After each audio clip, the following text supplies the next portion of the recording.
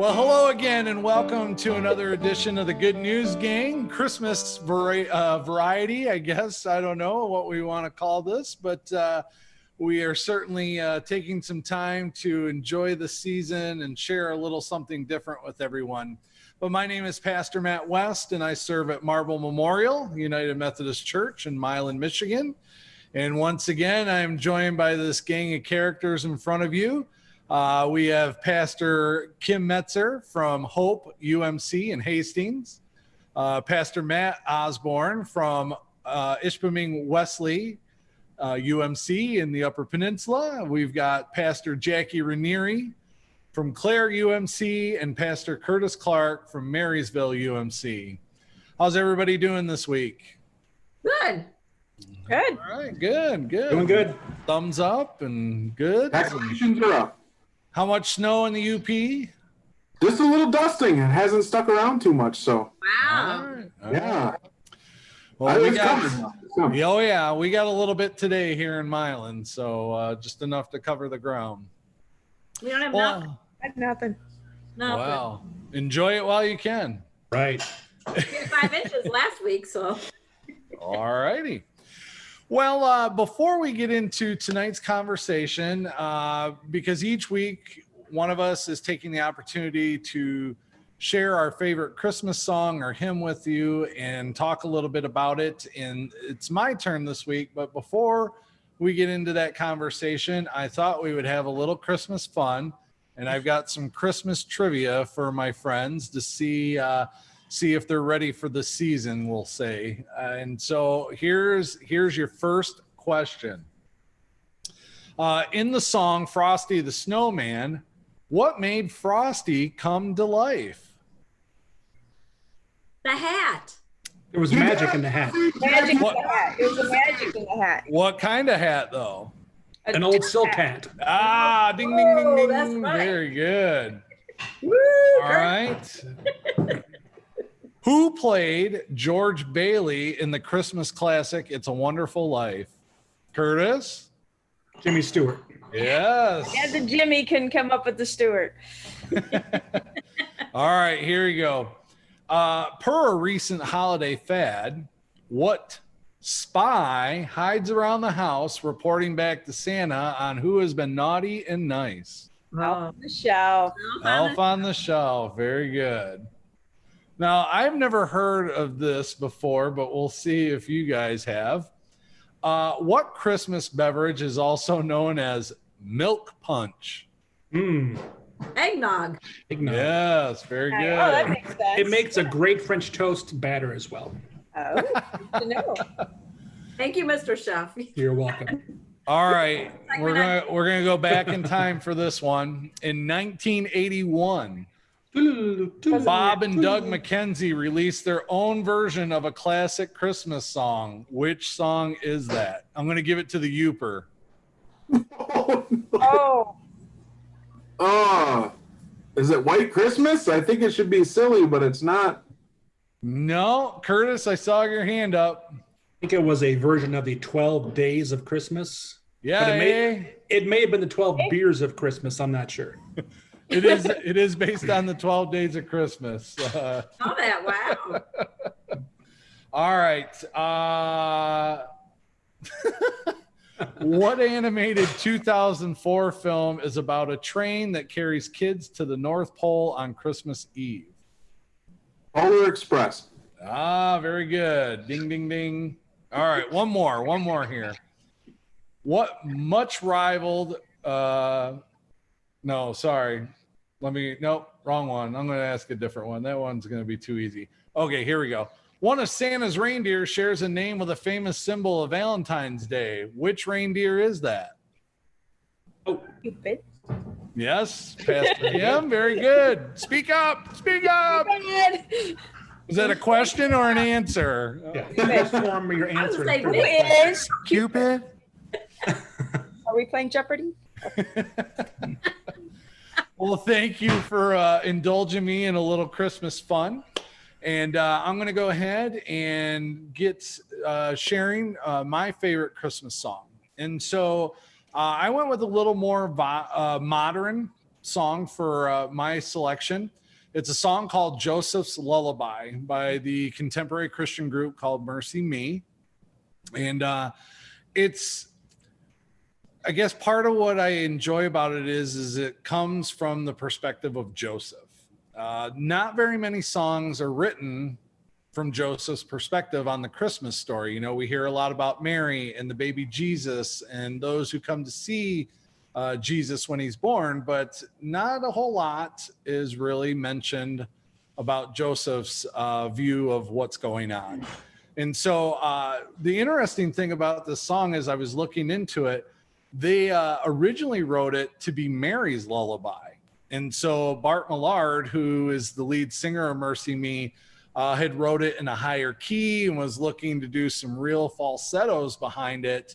But then as he was trying to sing it, it wasn't right, or it didn't feel right to him. Which then in a conversation with his producer, the producer's wife was actually the one that suggested, well, why not change it, you know, especially since you're a guy, to Joseph's perspective. To which, interestingly enough, Bart Millard was like, I never even thought about that. Like that idea of writing it from Joseph's perspective never even crossed his mind.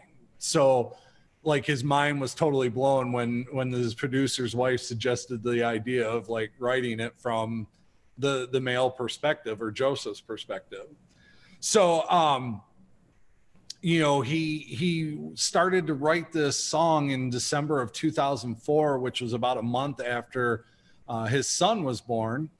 And then shortly after his son was born, he was diagnosed with diabetes. And so Bart Millard just struggled with the fact that there wasn't anything he could do. He couldn't fix it, you know, but certainly became more protective, and it helped him write the song.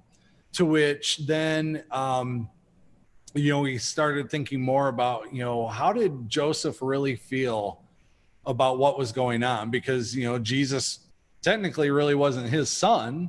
So, you know, what kind of thoughts were going through his mind? Or was it that regardless of whether he was actually a son or not, he loved him, he was going to protect him, make sure he was safe? And so it really added to this song, and it's one of my favorite Christmas songs that they do. I mean, they've done some Christmas albums, and this is just one that really stood out to me. And more so a couple years ago during Advent, I did a series based on Adam Hamilton's book, Joseph, which is kind of the same approach in terms of looking at the Christmas story from Joseph's perspective, which we don't spend a whole lot of time. And it's really kind of hard in terms of using scripture too, because there's not a lot about that as well in scripture. And so using Matthew chapter 1, just working off of that whole idea of how interesting the story, that part of the story is. I mean, Joseph, you know, one isn't so sure about this when Mary tells him that she's pregnant.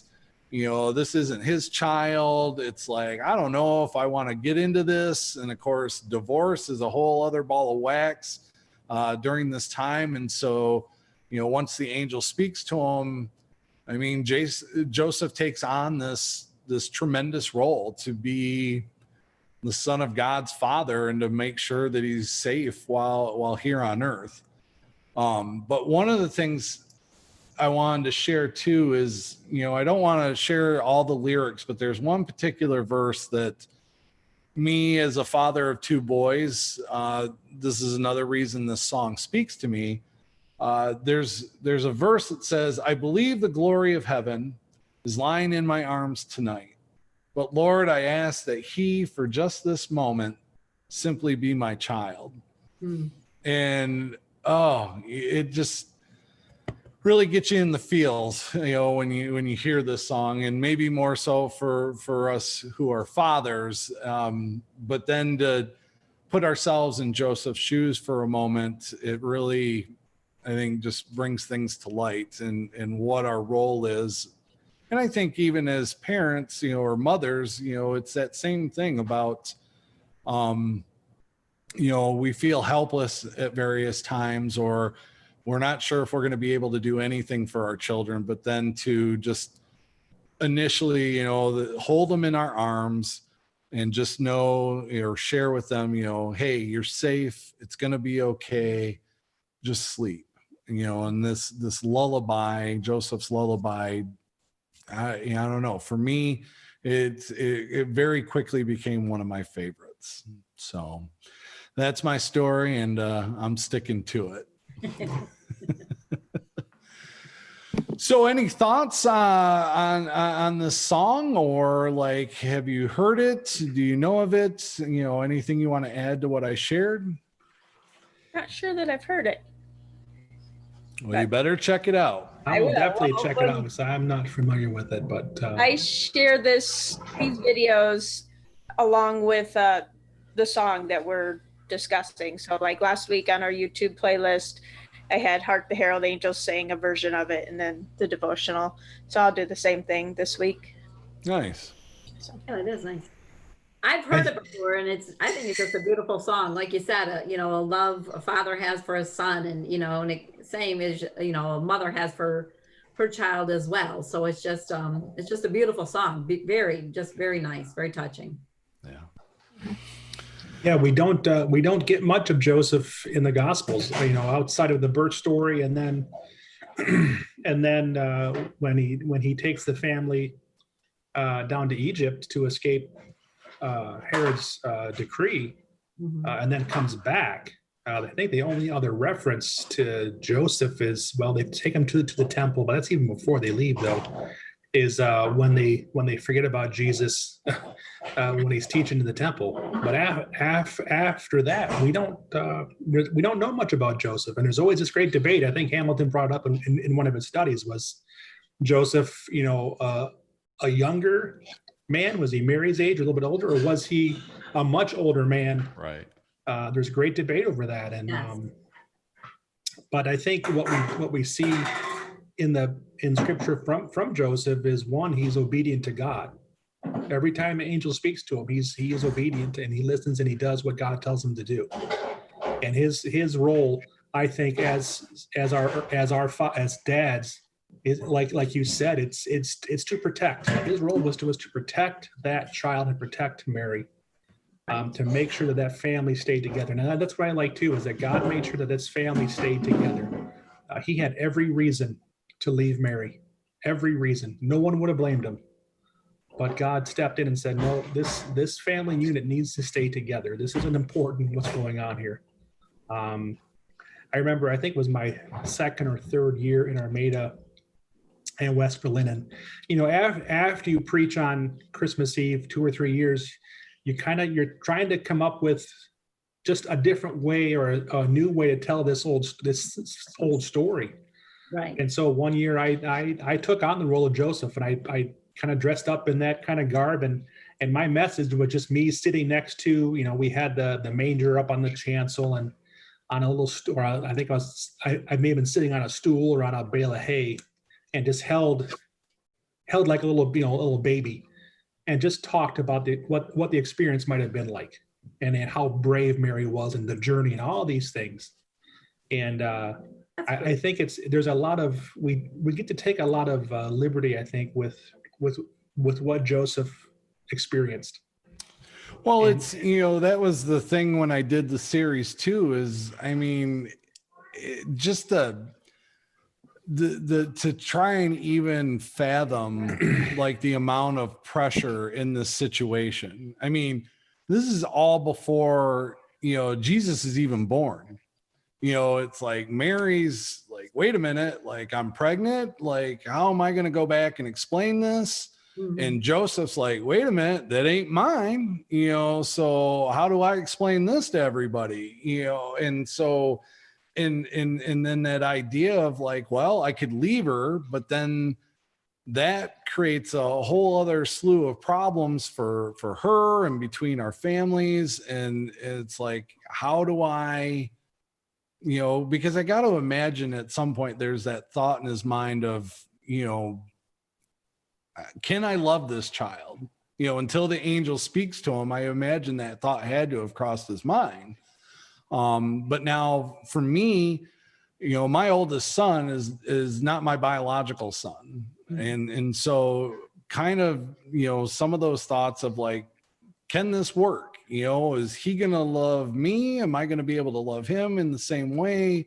Am I going to be able to love him even though he's not physically or biologically mine? And so I, in some ways, can relate a little bit to Joseph, but it's, we're talking about the Son of God here. And it's like, I know this isn't the ideal, birth, but guess what? That your son isn't the Son of God?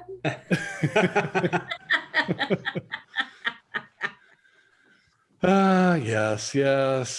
Way to throw it back at me. Thank you, Pastor Kim. Sorry if I interrupted you, Pastor Curtis, if you wanted to finish your thought. No, but I think, I think too, we get a glimpse of of the kind of man Joseph must have been, what kind of role model he was for Jesus growing up. I mean, yes, Jesus is fully divine. He is the Son of God. But yet he has human characteristics that he learned, that he modeled after somebody. And we make the conclusion, we draw the conclusion that he's doing some of the same things that his father probably taught him. Yeah, it's and it is, you're right in the fact that it's difficult, to try and tell the Christmas story in a different way. And certainly with the series that most of us are doing right now, certainly a challenge, at least it was for me in trying to present this in the way that we're trying to lay out. But I like it because it's challenging, and it's also, I think, a great way, just like thinking about Joseph's perspective and trying to think of the Christmas story differently. So, but it is interesting, to see what everybody's likes and dislikes are when it comes to Christmas music or to these songs that are near and dear to our hearts. But this one certainly has a spot in my heart. Each of us, I'm sure, could have came up with a top 10 list, so it's a little bit trickier to come up with one.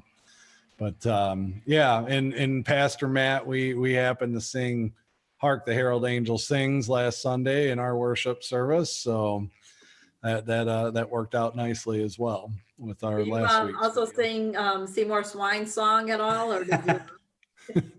No, we're working on that one. It's on the back burner. We're saving that one for Christmas Eve. Yeah. So any other thoughts, I guess, as part of this, story or with the song? Yeah, a couple of things. I was hoping to ask you, just Matt, personally, because obviously with it being somewhat of a newer song, in the new millennium, because I'm a big fan of Mercy Me Too. Saw him in concert, and actually, you're a man of distinguished taste because you have a Detroit Tigers hat on, so it shows your love for Detroit. But you could very well flip that around. There's not going to be a Lions hat. You are a Green Bay Packer fan. And I saw Mercy Me in Green Bay, and Bart shared with us that his first name was named after Bart Starr, the great Packer. And I didn't know that until he told it. And kind of went, oh, that's kind of interesting to now play in Green Bay right across from the Holy Land of Lambeau Field to say I was named after Bart Starr.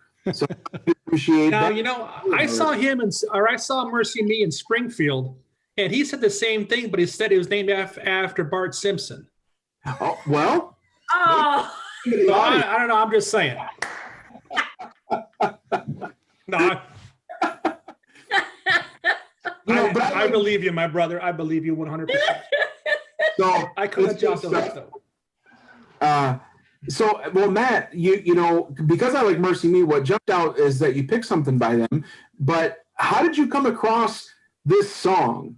Because I have a feeling the majority of our listeners have probably heard Hark the Herald Angels Sing, but might have to click on this one and listen. So how did you stumble across it? Were you just a fan of Mercy Me? How did you get on this song? So, yeah, fan of Mercy Me. And then as I started, getting more and more into contemporary Christian music, looking for Christmas albums, and just happened to stumble across this one because it's called the Christmas Sessions.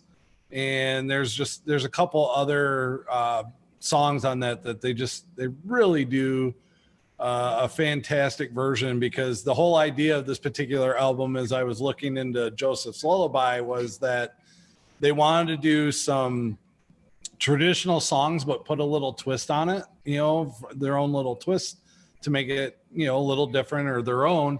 And I happened to really, it really hit home when I got to see them live. They came to Kalamazoo a few years ago and did a Christmas show at Miller Auditorium there on Western Michigan's campus. And it was really neat because they did a 2-part show, in which part of it was they kind of did the songs that they were currently doing at that time on their regular albums. And then the second half was the Christmas part. And when they did this song, to hear it live was even that much better. But mainly stumbled across it just because I was looking for contemporary Christian Christmas albums, and this happened to be one because I liked them, that I'm like, well, I'll check it out. And then as I listened through it, to hear Joseph's Lullaby was like, oh, wow. Especially now looking at the story behind it, to think that originally he wrote it higher and wanted to sing, in falsetto to this very, very subtle, very, soothing, like a lullaby, very soothing tone in which he sings it. It's just, I don't know. It gets me right in the feels, as I said. And I applaud you for going a more contemporary route. I think it's a challenge for a lot of us. At least I know it is for me. Sure. To try and listen to contemporary Christian Christmas music, because I think we hold some of these old Christmas hymns real close to our heart. I mean, they mean so much to us, and they tell such a great story. But I know for me, you've kind of inspired me to kind of try and listen to some more of the newer Christmas songs, because it is this story that is, that just never tires of hearing and never tires of being told. And I think if this new generation can hear it in a way that that speaks to them, then God bless them. Well, not that I'm going to share tonight, but when I actually preached this Advent series a couple years ago, I on Christmas Eve, I attempted to sing this song, and so it was okay at best, but yeah. So, what do we get? No, I'm not going to sing it for you tonight. You can try, but I'm not going to sing it. There is video proof out there somewhere, but you'll have to dig for it. I'm not going to share it with you or give you the link to it. I will put it on our YouTube playlist. Hastings UMC. Check it out. There you go. Well, as part of our conversation too, we've taken the opportunity to find a fun song that we enjoy this time of year. Last week we were pleasantly surprised with a wonderful rendition sang by Pastor Matt. I don't know. I'm still speechless. I don't even know what to say about that. And I wish I could follow it up, but I can't. But in lieu of me picking a song about something we don't typically hear about at Christmas time for my fun song, I picked the Hanukkah song by Adam Sandler. Mainly because, as he sings in the song, there aren't a lot of Hanukkah songs for boys and girls. So, dreidel, dreidel, dreidel. That's about it.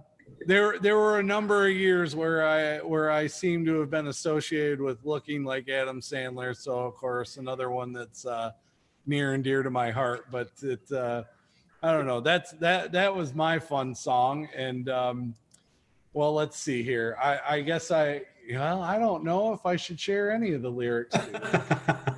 Go for it. Oh, here we go. Here's a safe verse that I think I could share with you. It says, Hanukkah is the festival of lights. Instead of one day of presents, we have 8 crazy nights. There you go. Oh, yes. Humor is good this time of year as well. And, I wish I was in more of a singing mood. But there's no way of following up. Who was it? Percy Swine, or what was his name? Is that who it was? No, it was oh boy. Seymour Swine. There we go. Seymour. How do you forget a name like Seymour? I know. How could you forget? Matt Osborne, of course. How could you forget? I kept saying Sylvester. I'm like, that's not right. Sylvester's the cat.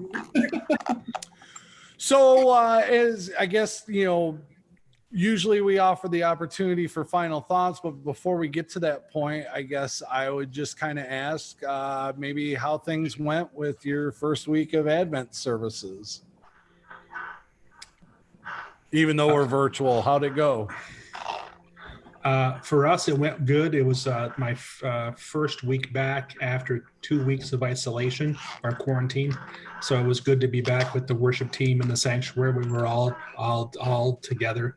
It makes the process a lot easier too for our tech person, and still to be able to maintain some of the traditions of Advent, the candle lighting, some of the familiar songs, things like that. So it was a good week one.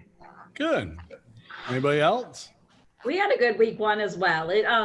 Overall, the comment was, they couldn't be there with us, but it was nice to see the stained glass and the Christmas tree and the lighting of, as you said, Curtis, the lighting of the Advent candle. And it just, it made the situation, even though it's tough, it made it a little lighter, a little more feeling like they were part of something, part of being there. So that was good to hear. Pastor Kim or Pastor Matt?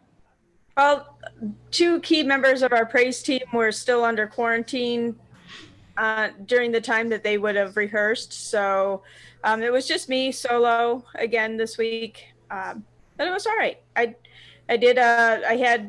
have pictures each week of so like this week it's one candle is lit, and I had a responsive reading, which I read both parts, but for people to follow along. And I encouraged people to make up their own Advent wreath and candles and light a candle. So it went well. Nice. We'll record from the sanctuary, but we'll record service again this week. So. Nice. Pastor Matt? Yeah, we're doing, it's always exciting when you have all these songs to sing, this time of year. It's almost a challenge to fit them all in. And so it was nice that we had enough forethought, because we're doing the pre-recorded right now for a variety of different reasons. And so we took care to have some of our traditional songs with the organ and our singing team singing some of those. But we also have some of our contemporary praise team putting a different spin, if you will, to some of these. And, Silent Night's one of those songs, that everybody's thinking of the candle lights and Christmas Eve. Well, our contemporary praise band did a really neat rendition of Silent Night, and it was a little bit more upbeat. I mean, it was still mellow, but it was sort of kind of upbeat, kind of like tapping your toe a little bit to it. And again, that's just a different way to experience it. And so it was just kind of fun to know that we got a couple other spins and some dusting offs of maybe some of the older hymns that I love, but I like hearing them in a different way too. And I have an 8-year-old daughter who is learning to sing them in different ways. So it's just kind of neat to hear her experience and see that through. And which one do you want to listen to this time and why? So it's been a lot of fun to start this. And because we're doing a maybe traditional avenue, which this has been a non-traditional year with the sermon series, it's kind of neat. It's kind of neat to be able to embrace all that stuff in a different way and present that. So hopefully we continue to gain momentum as we go closer and closer. But week one was good. Good. I can sympathize with you, Pastor Kim, on a responsive reading and the fact that there is a congregational response for when we lit the Advent wreath. And then I'm like, oh, probably should have let them know that Those at home, respond, please. So myself and the few people that are there helping me do worship, we all kind of quickly were like, oh, and we'll say this. 3 Mississippi and then start again. Right. Yeah. It is certainly interesting because having talked with Pastor Curtis and Pastor Matt, it's such a quick turnaround from Thanksgiving to this first Sunday of Advent, and trying to shift gears per se to get into the Advent or / Christmas spirit, and it's a little trickier this year. And I would suggest, for all of our congregations and all of those who view our services, this is probably a time of year where your interaction and the comments of our services are much needed, because think about probably one of the biggest times of year that we have in the church, and we're preaching to empty rooms, with no reactions, no responses. Or by myself in my office. Yeah. Right. So I mean, yes, we've been preaching in front of cameras for several months now, but this is a time in which, as pastors, we need a little support. And I don't know how the rest of you feel about that, but I don't know. If you want to add to that or tell me I'm crazy, go ahead. No, Well, I agree. There's so many things that go into, like similar to Lent, there's just a lot of extra things that normally go on. So some of it's, do we try to do the best we can to sort of honor those and reflect on them? Do we just kind of put them to the side this year because, imitation sometimes can't quite get it there? But I think, to me, so many things are about music or kids programs. There's just extra elements of worship. And some of that changes our preparation, right? Like we don't have to do as much because, there's other things to fill in. And I think those are part of the things that make this time really special. And because of most of our situations, we're not able to have that. We're not able to have the kids do their thing. We're not able to have, some of that time together. We're not able to have the little color-coded bells and they're ringing, those kind of things. We don't have the violin solos, from our high school kids. Just all those elements that just really, they bring out the grandparents, and just your houses are a little bit full. You're making those memories. You can literally see people having emotions to all these things that are happening. And they're not there. And that's hard because that's just a little bit more of a, man, this really is a great time of year. And it is. But those are ones that kind of give you the shakes while you're in service going, I'm witnessing something. I'm a part of something. And for any of us, because none of us, I think, are in our first appointment, are we? Kim, are you in your first appointment? Yeah. And it's not, I don't say it's a bad thing, but all of us, except for Kim, have a different experience of being to a different church, like having another appointment.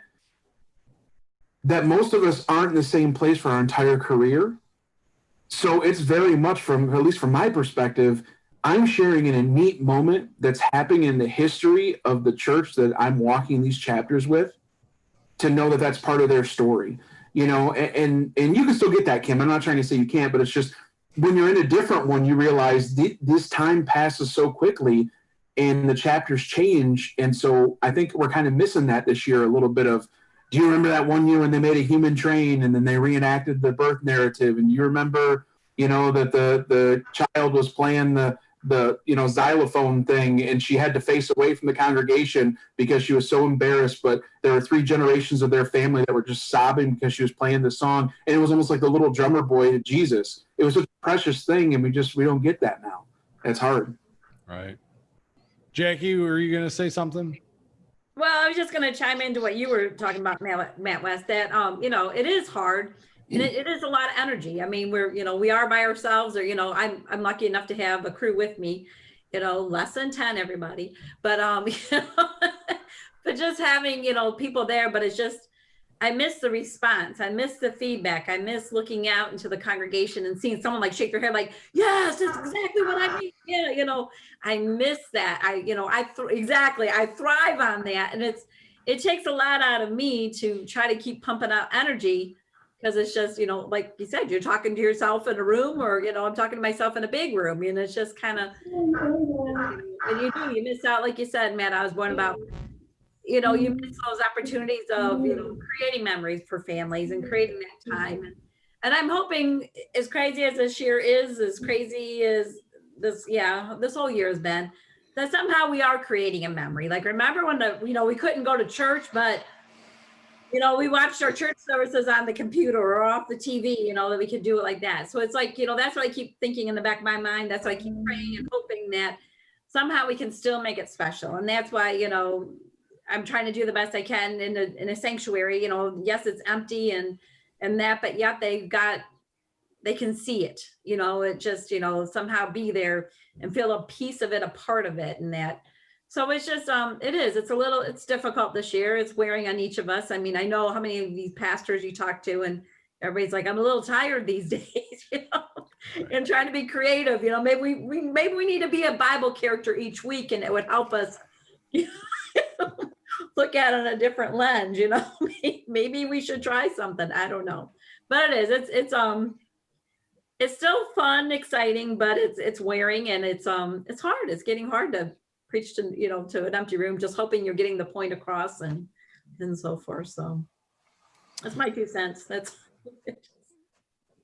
it's I think when we went through this back in Easter, we rationalized the advantage of experiencing Easter in our homes, and I think it was a good point that we made.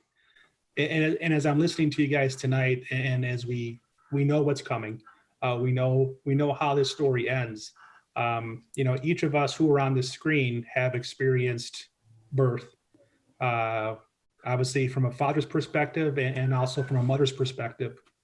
And in that birth room, even if it's if it's a labor and delivery room, if it's an operating room like it was for my wife, there's 4 or 5 people maybe experiencing that birth in that moment. And so again, I think there's the opportunity to, and if we think about Mary and Joseph in Bethlehem, was there a midwife with Mary? Possibly. We're not sure. Was it just Mary and Joseph and God? Could be. And so I think we're able to kind of draw that connection again, that maybe this is the year that we just experienced the birth of Christ with just those closest to us again. As opposed, that is such a good point. Yes, I want to be with my church family. I desperately want to, but I also think there's something really unique and special about me and my family, the 5 of us, watching worship, experiencing worship together, listening to that story again, retelling that story with just those that my wife and I have had a part in bringing into this world. So. Pastor Curtis always dropping something big on us, man. That's why I'm glad he's a part of this conversation. We're just going to play his video on Christmas Eve. Curtis is going to tell us a little bit about what we're going to experience tonight. Pastor Curtis? Well, I certainly thank you for indulging me in tonight's conversation, being that my song doesn't have quite a rich history or such a lengthy one that I wasn't able to talk more about it. But I would certainly encourage all of you to, if you haven't already, to check out Joseph's Lullaby by Mercy Me. And, so thankful for this opportunity for us to come together again and to share in these conversations and hopefully spark more conversations with those that watch these videos. And I hope you'll come back next week when we have another edition of the Good News Gang Christmas. I gotta find some words. I gotta get a thesaurus or something. Christmas variety show. I don't know. But anyway, yes. Thank you for joining us for another edition of the Good News Gang. And until next time, peace be with you.